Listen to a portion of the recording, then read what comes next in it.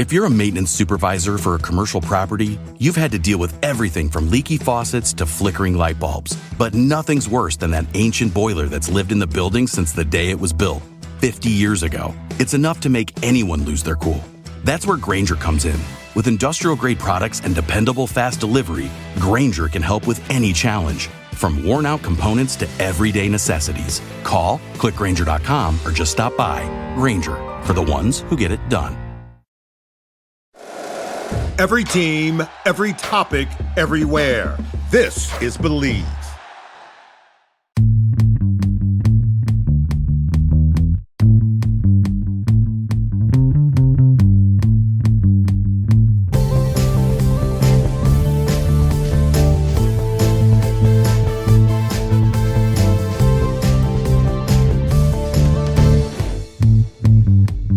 What's up, champs? Welcome to another episode of the Short Shifts Fantasy Hockey Podcast, brought to you by Ekman-Larsson. I'm your host, Louis Ezekiel. Joining me tonight, my pal and yours, Ryan Downey. Ryan, how are you doing on this fine Tuesday evening?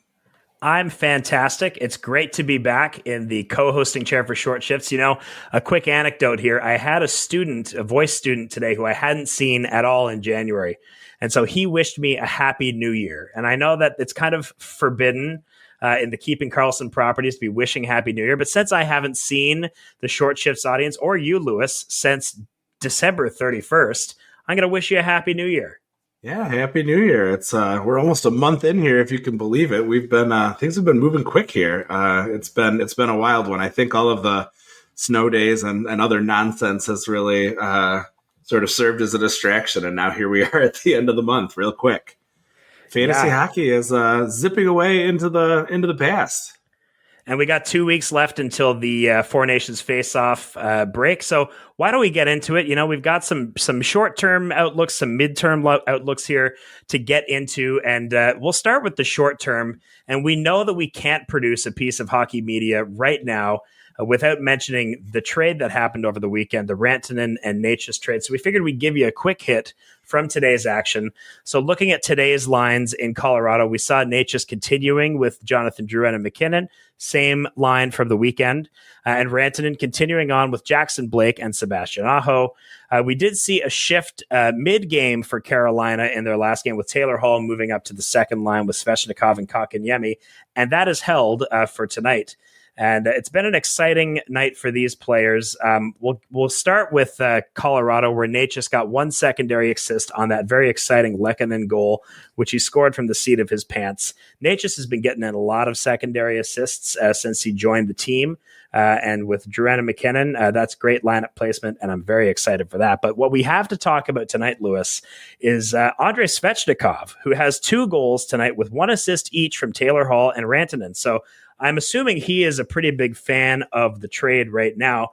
I'd like to know what you think of the Carolina lines here, Louis, specifically with Hall on the second line. What do you make of this shift for him? Yeah, I think that's kind of interesting. There does still seem to be a little bit of weakness down the right side of some of those lines. Obviously, bringing in, Rantanen, could fill that spot, but he can get on both sides. And I know there are a lot of people who are hoping to see some dual eligibility for Mikko coming up. I think that it is a good opportunity for Taylor Hall. You know, we've seen a lot of nobodies go on nice little streaks from these spots, so I don't mind it. I think that we are going to see more balance between the lines, I'm sure, than maybe the Rantanen folks would like to see. But, there was some discussion in the episode chat after Sunday's Megashow about how Gensel, really did have a lot of success, even with a bit of a downgrade in terms of minutes after his trade. So I know the Rantanen folks would love to see him get his feet under himself a little bit and be able to pick things up. I imagine it's a tough adjustment. All the news said that he was taken by surprise somewhat by this trade. So maybe that means it does need to, maybe it does take a little bit more time to get used to it when you weren't expecting something like this. I think that's a pretty interesting move there. And I did want to add on just while we've been talking, it's one of the joys of doing a live show while games are still happening. But we did just see a goal featuring Natchez and Drury. Drury scored from Natchez and Josh Manson. So a few more points to add in for our recently traded players trying to get in good with their new teams. Even probably the low man on the totem pole as far as this trade goes in Jack Drury. One quick note here, Lewis, that I forgot to mention earlier, but Eric Tulsky, GM of the Carolina Hurricanes, did appear on The Sheet, Jeff Merrick's podcast with the Nation Network on Monday. And he said that they had acquired Hall because of his speed and ability to get in on the forecheck, as well as his ability to back off defenders at the blue line in transition. And so clearly they see something in him that other teams perhaps are not seeing right now. You know, Chicago had him playing on the fourth line. So they're going to make Chicago look pretty bad here, I think, with this deal. In my opinion, if Eric Robinson can look good on this team, like you mentioned, one of those no-name players who's seen some success higher up in the lineup on Carolina, then I like Taylor Hall's chances. Hey, he's a former first overall pick after all. Absolutely. And, we know his top scoring days are in the past, but, this is a team that, we've seen be able to kind of reinvigorate some players with some creative lineups. And I'm just really interested to see how both these teams are going to have these new players shake out. And hopefully we'll see both of them make their way into the playoffs. And heck, they could even square off for the Stanley Cup at the end of all of this. So could be really fascinating stuff. Just as fun as it is to go up against someone who you've traded with in fantasy during the season, like I am right now. I think it's fun to see sort of, how do things really play out? How far did these guys get with the moves that they made? While we're talking about your fantasy team in particular here, Lewis, why don't we talk about one of your favorite topics? We've bandied this one about quite a bit today, but confirmed today by Bill Guerin that Kirill Kaprizov, is suffering from an injury, the same one that kept him out of the lineup earlier. And it looks like that injury is going to require surgery. It's not season ending, but it may be fantasy season ending. Because it's going to be 4 to 6 weeks. Week to week is what Guerin says, but a minimum of 4 weeks with the possibility of 6 weeks here. I want to know how you're feeling right now. I'm going to hold space for you because I know this is a difficult time. Well, this is a bit of a lost season. I'll do a postmortem at some point during the summer, I suppose. But yeah, the injury bug has been really tough. I have a newfound sympathy for anyone who has lost a season to injury. It's just tough when you look forward to something all year and then doesn't turn out quite the way you wanted. And it's mostly for things that are outside of your control. I thought for a minute if I could get Drew Doughty back in, then I could play my first night of fantasy hockey this season without a top 10 pick on injured reserve. Instead, tonight I have 3, so I'm right back in my sweet spot. Hanging in there as best I can, thanks to some heroics from some Buffalo players that we'll talk about in a little bit. So the top line with Kaprizov out right now, Boldy, Zuccarello, and Joel Eriksson Ek. I do think, if there's anyone this might help, I don't know that it will do anything more than kind of break even, but I do think that it kind of makes Boldy the guy here for the Wild. So I think we'll see his ice time increase. He'll see more opportunity.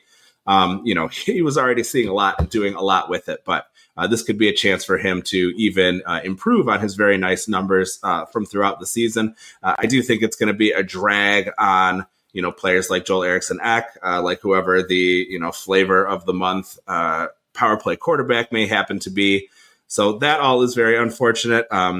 We've been talking a little bit about Gustafsson and how he was wilting a little bit under the pressure of all of the defensive injuries. The defense is starting to come back, but now losing, your top forward, that's going to be tough in terms of your run support. I think it overall is going to hurt the team. I think Boldy might tread water here a little bit.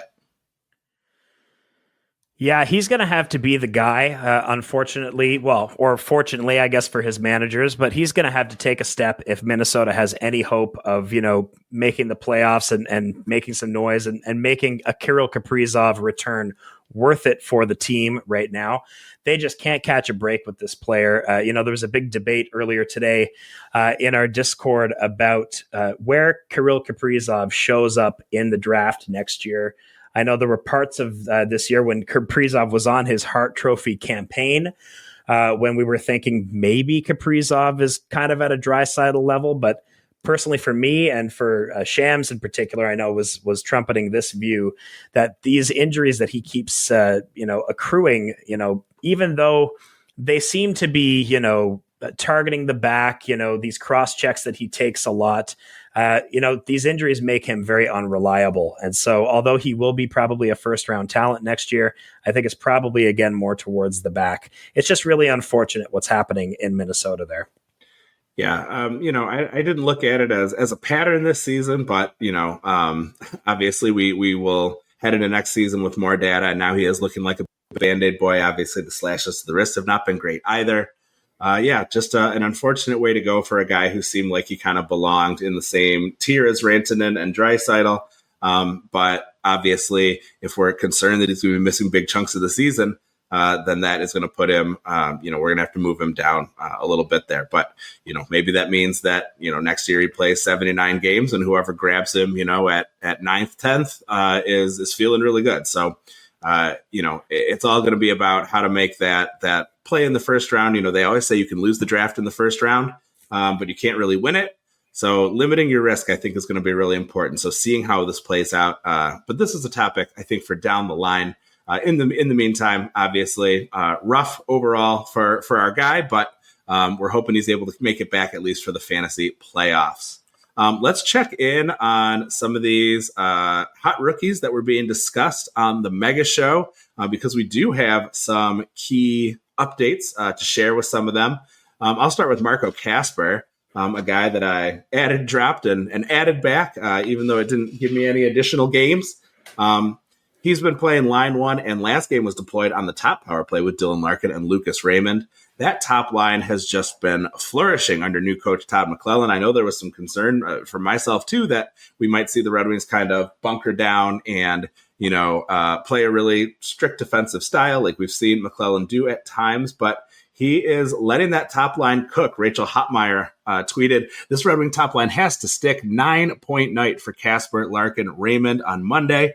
10 games together since January 10th. The trio has combined for 37 points. I don't see any reason why you would see Kasper leave that top line or leave the top power play. The only potential threat that I see down the lineup right now is a working his way back to the lineup, Vladimir Tarasenko. But the Red Wings have been happy to have him on the second line and the second power play for most of the season. So why mess with a good thing when you're finally having some success? So really liking Marco Kasper right now. Kind of reminds me of when I ran out to grab Adam Fantilli, because he was moving into that spot that Sean Monahan had vacated. But this one looks like, it has the potential to stick. Obviously, he's a very young player. Maybe he makes one bad turnover and he's banished to the third line for a game. But I would keep an eye on this guy. Certainly add him to your watch list if he's not on your roster or someone else's roster. How about Yuri Kulich over in Buffalo? Yeah, Yuri Kulich is the player that Kulich. Yes, that's correct. It is Yuri Kulich, as the Rochester Americans announcers call him.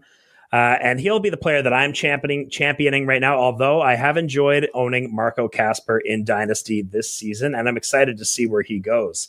Kulich has been playing on line one with Tage Thompson and JJ Peterka, who tonight blew the doors off of the Boston Bruins in a 7-2 drubbing, a hat trick each for Thompson and Peterka with an assist to boot, +6, and they were on the ice for every goal except for Zach Benson's goal at the end.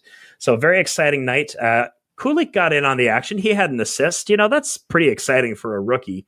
I wanted to share this tweet from Lance Lazowski featuring a quote from former 1,100 game veteran of the NHL, Vaclav Vinny Prospal, who is now an assistant coach with the Amerks in Rochester, talking about Kulich's impact in the NHL. He had this to say: "That's a player who stole ice time and a job from somebody else, and that's great to see.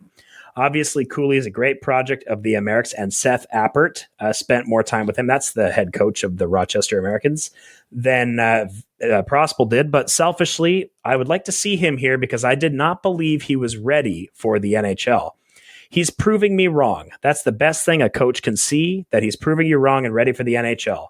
He's playing like a possessed man, saying with his play and body language, hey, I'm here to stay, I'm here to steal somebody's job, and I'm here to be a Buffalo Sabre. And the Sabres up to this point, haven't made it difficult for him. He's been excellent since joining the Buffalo Sabres. And with the assist tonight, continues his hot streak. He did seem to kind of split time tonight with the Thompson-Peterka line and the Tuck Cousins line. But either way, that's great lineup placement for him. And I don't think he's going anywhere. Yeah, I think anytime you're in the top six with that combination, you're feeling pretty good about your position. And obviously, huge night for Thompson and Peterka. There was some debate over a late fight that Peterka got involved in, although he only got a roughing minor.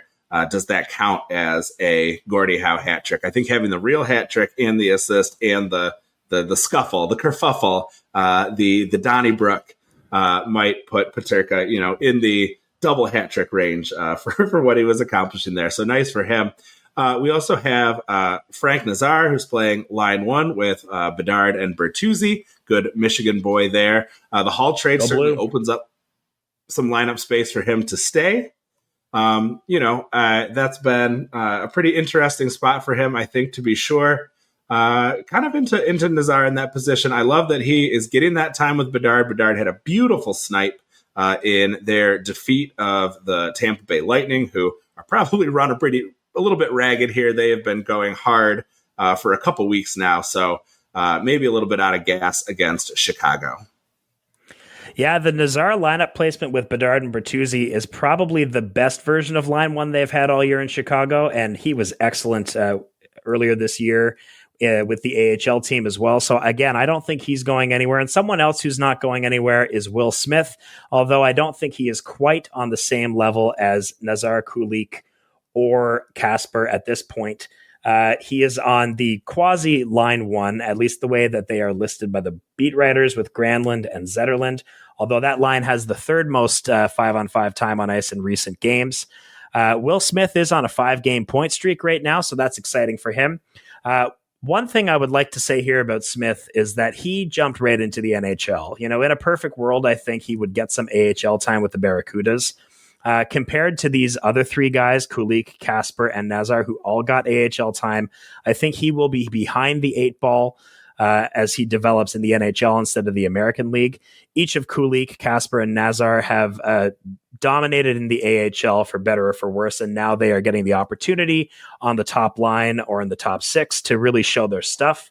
I wanted to take the opportunity here, Lewis, to do exactly what Brian and Elon did the other night on the Sunday Megashow and present our rankings for these 4 players as they did.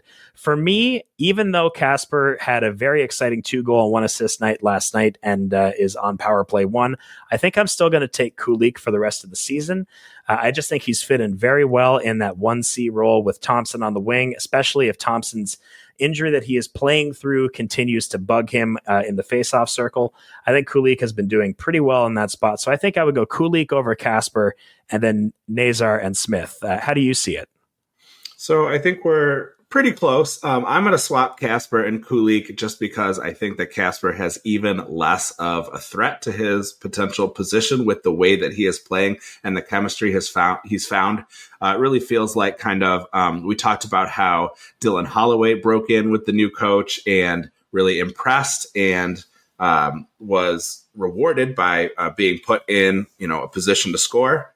So I really like to see that. Clearly from the quote, I think that Kulich is doing the same thing, but there is a little bit more forward talent, depth of forward talent for Buffalo, even though they don't always show it. And, we've seen the Sabres go quite cold. Of course, the Red Wings have had long stretches of ineffectiveness as well. I see them as very close, but I'm going to have Kasper ahead of Kulich by a nose. Maybe that's a little bit of home cooking on my end. And then as far as Nazar and Smith go, I agree with you. I like Frank up there with Bedard. I would like Smith more if he was getting that time with Celebrini. Granlund, fine, and has certainly perked up since Elon and Shams were talking about maybe they should start to think about putting him on the drop list. But yeah, I would rather have him out there with Celebrini. And since he's not there, I think he belongs in that 4th spot. And my money where my mouth is. I've got Kasper on my roster. Smith I dropped in order to add him. Totally makes sense. The Red Wings fan in you is coming out here, but I think, given Kaspar's lineup placement, I don't begrudge you that decision at all. All right. Well, we're going to head into a quick break here, but on the other side, we'll talk about some more movement around on some potential power plays, maybe a goalie taking over a 1A position, and then we've got a hot and cold streak to discuss. You're listening to Short Shifts. Playoffs. We're talking about playoffs. You bet we are. Get in on the action at DraftKings Sportsbook, an official sports betting partner of the NFL. Scoring touchdowns is the key to winning in the playoffs, and you can score big by betting on them at DraftKings, the number one place to bet touchdowns. Ready to place your first bet? Try betting on something simple like a player to score 6. Go to the DraftKings Sportsbook app and make your pick. Or hey, if you want to bet on hockey, I'm taking a look now at DraftKings Sportsbook over on the Calder odds for this year. Man, I really got it wrong putting my money on Matvei Michkov in my earlier episode with Victor. Michkov is at a plus 2,500 odds, subject to change. So looks like they are not predicting that he's going to make me look smart here. It's Macklin Celebrini and Lane Hudson as the two favorites at the moment. If you agree or if you feel differently, hey, maybe you'll want to make a bet over on DraftKings. New DraftKings customers, by the way, can bet $5 to get $200 in bonus bets instantly. Download the DraftKings Sportsbook app and use code THPN. That's code THPN for new customers to get $200 in bonus bets instantly when you bet just $5 only on DraftKings Sportsbook. The crown is yours. Gambling problem? Call 1-800-GAMBLER. In New York, call 877-8-HOPE-NY or text HOPE-NY 467-369. In Connecticut, help is available for problem gambling. Call 888-789-7777 or visit ccpg.org. Please play responsibly. On behalf of Boot Hill Casino and Resort in Kansas, 21 and over. Age and eligibility varies by jurisdiction. Void in Ontario. Bonus bets expire 168 hours after issuance. For additional terms and responsible gaming resources, see dkng.co/ice. This is a PSA, or public sock announcement. Experts have declared Bombas socks as the best way to warm up chilly feet. These pairs are super cushy, soft, and designed for maximum coziness. Plus, for every pair purchased, another pair will be donated, so someone in need of essential clothing can stay warm this winter. Go to bombas.com/listen and use code LISTEN for 20% off your first purchase. That's BOMBAS.com/listen and use code LISTEN at checkout. If you're a maintenance supervisor for a commercial property, you've had to deal with everything from leaky faucets to flickering light bulbs. But nothing's worse than that ancient boiler that's lived in the building since the day it was built, 50 years ago. It's enough to make anyone lose their cool. That's where Grainger comes in. With industrial-grade products and dependable fast delivery, Grainger can help with any challenge. From worn-out components to everyday necessities. Call, click Grainger.com, or just stop by. Grainger, for the ones who get it done. Welcome back to Short Shifts. Ryan, let's head over to Philly where, it wouldn't be a Tuesday Short Shifts if we weren't talking about some kind of power play chaos over in Philadelphia. We saw Rasmus Ristolainen take over on power play 1. Drysdale has been snoozing. He had that nice little 4 points in 3 games, but nothing in the 6 games since.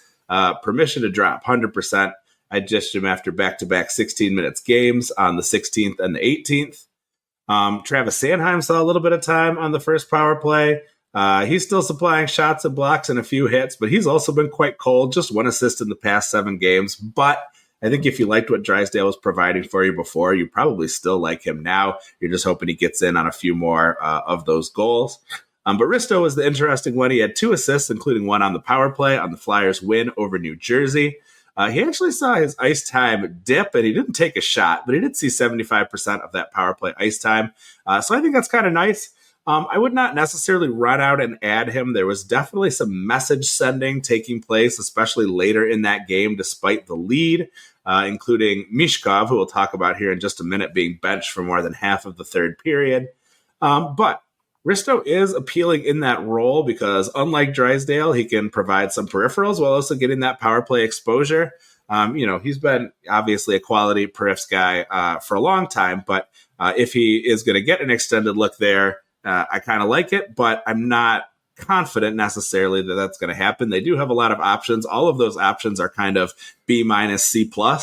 So I don't think any of them are especially appealing, and I don't know that anyone is really going to grab that job and hold it for any especially extended time. So you got to be quick on your feet if you're going to play the Philadelphia Defenders game. Just quickly, reportedly, Michkov was at practice 10 minutes before anybody else today, so he seems to be buying in or at least understanding what Tortorella wants to see. it's been a struggle for him. 5 points in the last 14 games, and in 7 of those games, he's played under 15 minutes, including under 10 on Monday night. Is he kind of hitting the wall? We know, obviously, he's never played a full NHL season, a season this long. Is it worth holding him through these freshman struggles? I got to say, I'm feeling pretty good about my deal to send him away for Patrick Laine, who obviously has a bit more experience and has been through this before, even though, yes, he's got these injuries that he's struggled with as well. I think you're absolutely right for having done that deal. I would have done that deal 1,000 times out of 1,000. I think Michkov is one of those guys, and I think we'll see it obviously in years to come, but I think he's one of those players who needs to have more ice time to be effective. He needs to touch the puck. He needs to get into the flow of the game.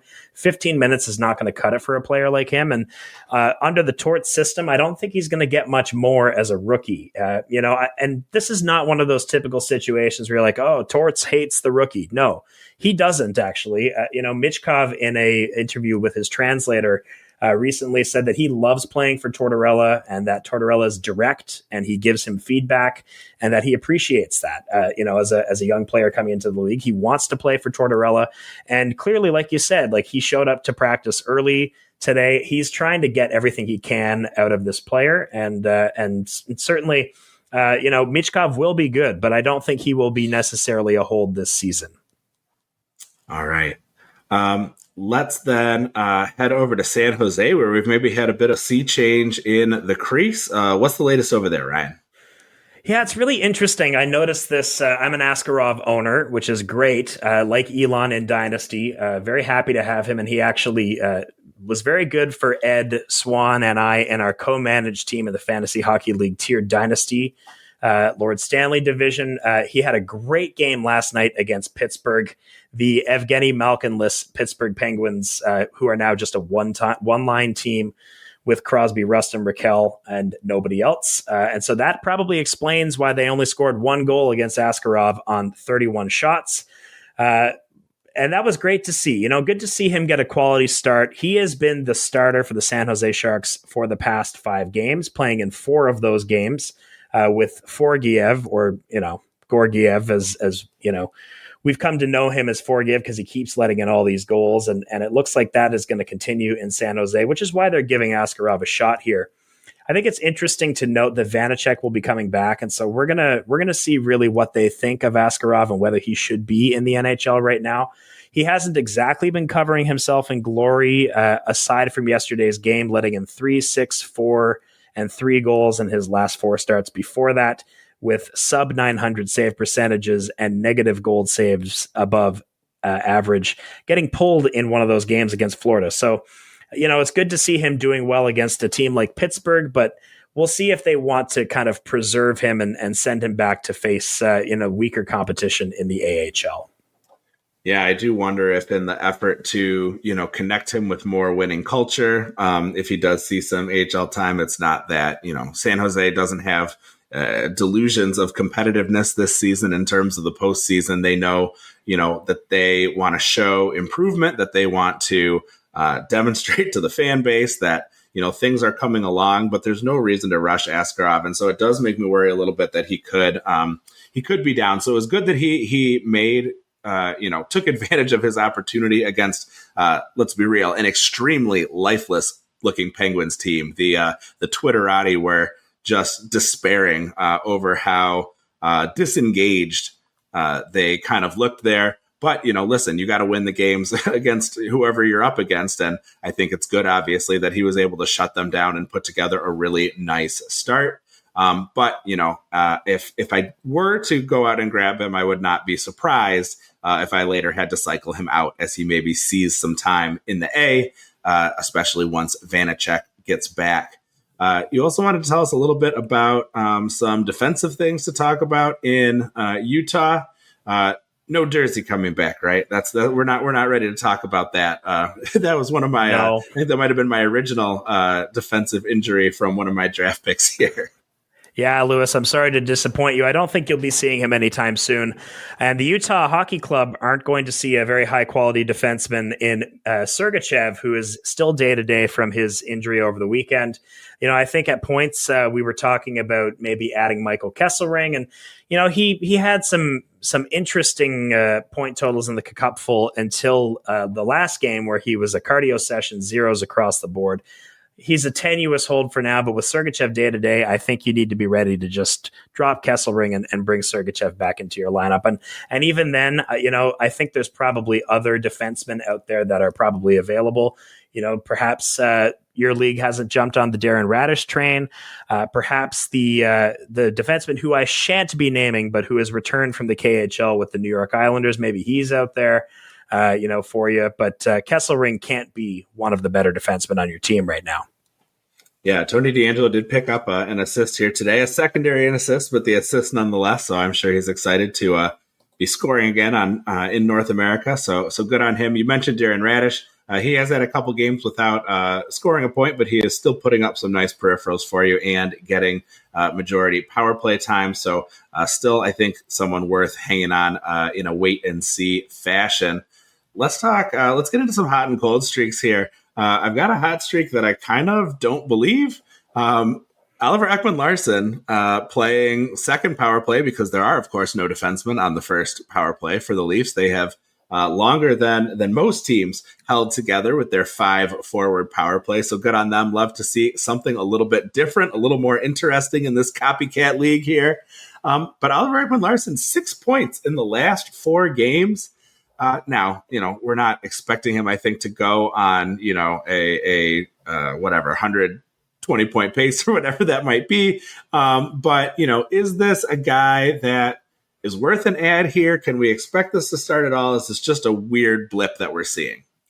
It's a weird blip, Lewis. And while I would probably take OEL over someone like Kesselring or maybe even Tony DeAngelo, I don't think you can believe this 6 points in 4 games.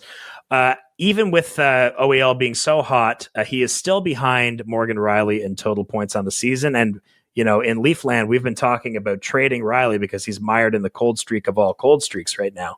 The reality is that since Craig Berube came into town, the Leafs D is not as involved in the offense as much as they were with Sheldon Keefe. And unless your name is Simon Benoit and you're making an ill-advised pinch into the offensive zone like he likes to do every now and again, the guys just aren't activating in the O zone. They're not getting involved. They're really functioning as backboards in the offensive zone more than anything else. That 5 forward power play locks OEL out of more scoring. And he's on that second power play with Morgan Riley. So, there's not a whole lot going on that second power play. They don't get as much time as the superstar power play in Toronto.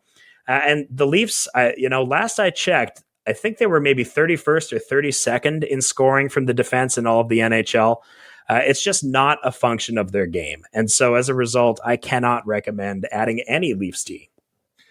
Yeah, I think it's always important just to kind of take a look at some of these and evaluate them because, if you're sorting your available free agent defensemen by points over the last 14 days, OEL is going to be up there. But yeah, I think it's important too, even as we're talking about how, good some of these exciting hot streaks are and how you're going to run out and grab this person. I think it's just as important to be able to have the patience and have the discipline to say, yes, this looks really good, but it's hard to believe in it.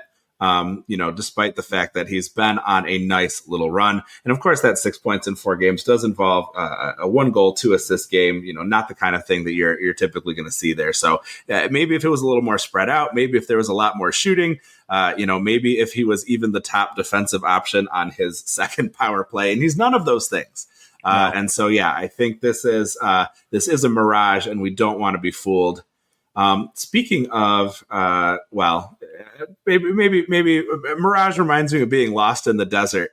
And that makes me think of the Ottawa offense to a certain degree, although they did perk up a little bit here. But man, is Drake Batherson ever cold? 1 goal on his last 40 shots, 6 assists for a total of 7 points over the last 20 games. Ryan, what is going on with this guy? What do you do if you are a Drake Batherson owner? He was so hot before that even this horrible cold streak that he's mired in, he's still on a pretty nice pace. I think, lost in the desert is the exact right way to describe the Ottawa Senators offense right now. I wouldn't want to be holding on to any of them. In fact, I am holding on to Brady Tkachuk. You can't drop a player like that. And I feel like Brady is in such a cold streak. He did score the other day, but it's just been 14 and 15 games from him. Stützle was on cold streaks too. And there is a very simple reason for this. You're talking about the Sens being in the general malaise. I talk about them having the wrong coach for the team. They hired Travis Green over the summer. Seemed like a bit of a last minute move as other coaches got snapped up. Travis Green doubles down on defense. That's what he does as a coach, which limits the offensive upside of your star players. You look at Vancouver, those guys were not doing quite as well when he was in charge of the team. Look no further than on the Frozen Tools page for the Ottawa Senators, where in the last 4 games, they are cold in scoring with only 5 goals scored in 4 games played, but hot in defending with 3 goals against in the last 3 games. And indeed, they won 2 of those games, lost 1 of them in a shutout. The Sens are just getting shut out a lot this year. The Sens have scored more than 3 goals 4 times in the last 2 months. That's 4 games where they have scored more than 3 goals. So I just think instead of a general malaise, I think you can call this an intentional coaching decision. I don't think he's the right coach for this particular group of players, which we have seen perform and be a thrilling offensive team under different leadership. Yeah, I think that's some really good analysis there. I appreciate, the way that the coach can come in and have an impact like that. And again, that was something, it doesn't always happen that way, right? Because that was something that I was really concerned about with the Red Wings picking up Todd McClellan, but he's shown a willingness to be a little bit more open. And listen, I think we don't want to completely discount something that has, worked to a certain extent. Like you said, they've won 2 of those 3 games despite their lack of scoring recently. So with that in mind, I think it is valuable and it is important to sort of think about, don't completely pigeonhole these coaches because, they can change and they can break character. They just don't always. And I don't know that we're going to see Travis Green make a big effort to break character, for the remainder of this season here. And yeah, that may limit some of the success. Now, I will say, Batherson scoring 1 goal in his last 40 shots is pretty wild. And we are going to see some normalization. We are going to see some regression to the mean. It's not like Travis Green is telling him to shoot the puck into the center of the goalie, right? So I think we will see that pick up. I think, just like we were talking about Brady being able to, start to put things together. And he had been ice cold. I think we'll see things improve. Still seeing him shoot twice a game. And like I said, still on 40 points in 50 games. Maybe not as high as some folks sort of hoped that he would reach, but still a very nice pace. But it just has been a testament to the hotness of his start and the coldness of his recent efforts here. Ryan, we are at the end of our show run here. Thanks so much. I think this was a really interesting episode. As always, some great analysis there. Really nice to have you back. It's been almost a month. It's been a long time since we had you on the air. So thanks for joining us. Thanks. It's been great to be back. I loved watching Elizabeth step in to host some of those shows. Lots of great analysis there. And thanks to the Short Shifts team for arranging around my work schedule, which can be a little challenging at pockets in the season, certainly the opera season. Those of you may or may not know that I'm an opera singer and I work at Canada's premier opera company. And so sometimes Tuesdays are just out of the question. And so I'm appreciative of the Short Shifts team for picking up the slack. Well, we love that you are willing to share your voice with us when you're not out there on the stage or just on the stage of the StreamYard here. So really fun. And thank all of you for joining us. If you enjoyed our show, please consider joining the Keeping Karlsson Patreon group at keepingkarlsson.com/patron. Super supporters receive ad-free episodes. You can join the Discord and interact with Brian, Elon, the whole Short Shifts crew, and hundreds of other talented fantasy managers on our very active Discord server. Check out GameDayTweets.com to get all the best info from Twitter, including being able to search team by team and searchable tweets by player name. Please visit that site and all the great sites we use to research our episodes at Yahoo, Frozen Tools, and Natural Stat Trick. Our intro and outro music was created by Pat Roach. And until we see you next time, play smart and keep your shifts short.